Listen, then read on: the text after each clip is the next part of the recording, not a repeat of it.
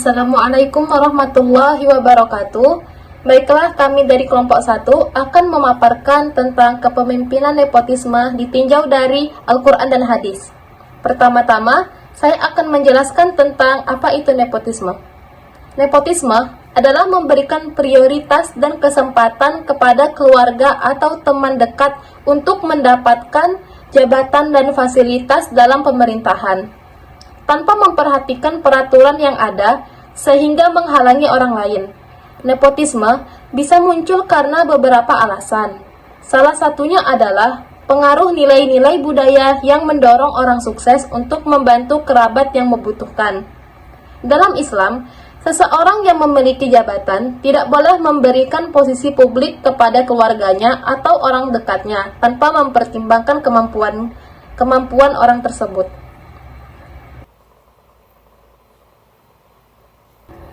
Kutipan dari kitab tafsir Ibnu Katsir.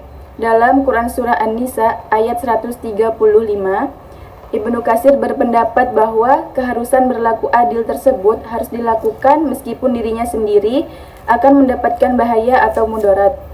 Hal tersebut harus dilakukan karena keadilan, kebajikan, ketakwaan, dan kebenaran adalah satu kesatuan yang tetap harus ditegakkan, tidak boleh mengalahkan yang lainnya. Keadilan tetap harus ditegakkan meskipun akhirnya keluarganya menjadi miskin karena hak Allah lebih utama daripada hak keluarganya sendiri. Selanjutnya yaitu kutipan dari kitab tafsir Al-Jami' Al-Ahkam Al-Quran.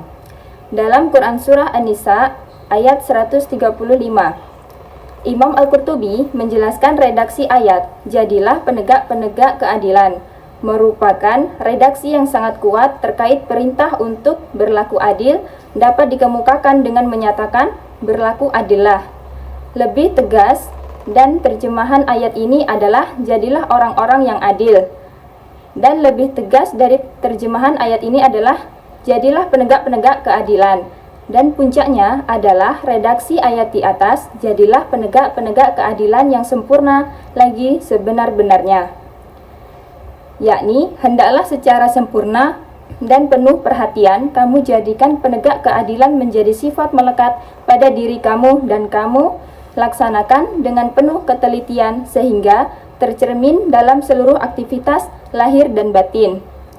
Jangan sampai ada sesuatu yang bersumber darimu berpengaruh keadilan itu. Kutipan dari kitab tafsir Al-Misbah. Dalam Quran Surah Al-Imran ayat 161, menurut Quraish Shihab, makna berkhianat dalam ayat 161 Surah Al-Imran ini bukan hanya berarti khianat pada harta rampasan perang, tetapi pengertiannya adalah khianat secara umum. Dengan demikian, maka setiap orang yang berkhianat seperti menyalahgunakan jabatan, menerima suap untuk meluluskan yang batil, atau mengangkat keluarganya untuk suatu jabatan padahal keluarganya itu tidak ada kapabilitas, tidak profesional, dan tidak memiliki moral yang baik. Semuanya itu tergolong khianat, yaitu khianat kepada masyarakat dan negara. Orang yang khianat bisa muncul dari pelaku korupsi, kolusi, dan nepotisme. Tujuan nepotisme mengawetkan atau dalam batas-batas tertentu memaksakan penguasaan ekonomi atau bisnis, sehingga salah satu dampaknya adalah praktek monopoli dan berorganisasi yang diminati oleh keluarga atau orang-orang dekat tertentu. Menurut kitab tafsir Jami' al-Bayan fi Ta'wil Al-Quran, menurut Imam At-Tabari dalam tafsirnya bahwa Allah memerintahkan kepada setiap pemimpin agar amanah atau tanggung jawab diserahkan kepada orang yang berhak, yang diartikan sebagai orang yang memiliki kemampuan, keadilan, dan kejujuran dalam menjalankan tugasnya. Selanjutnya kutipan dari tafsir Kemenak. Kemenak menerangkan bahwa mengkhianati amanat seperti perbuatan nepotisme bagi para pejabat adalah dilarang Oleh sebab itu hukumnya haram. Islam melarang umatnya dalam mencari harta benda dengan cara-cara yang curang dan licik, seperti tindakan nepotisme ini. Mencari anugerah rezeki Allah di bumi adalah suatu keharusan, namun harus dalam koridor ketentuan Islam.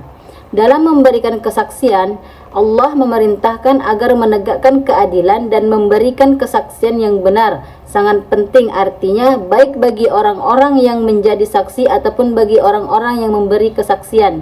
Itulah sebabnya menegakkan keadilan atau memberikan persaksian yang benar itu ditetapkan dan dimasukkan ke dalam rangkaian syariat Allah yang wajib dijalankan.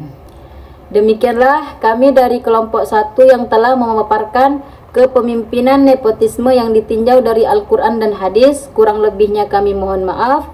Wassalamualaikum warahmatullahi wabarakatuh.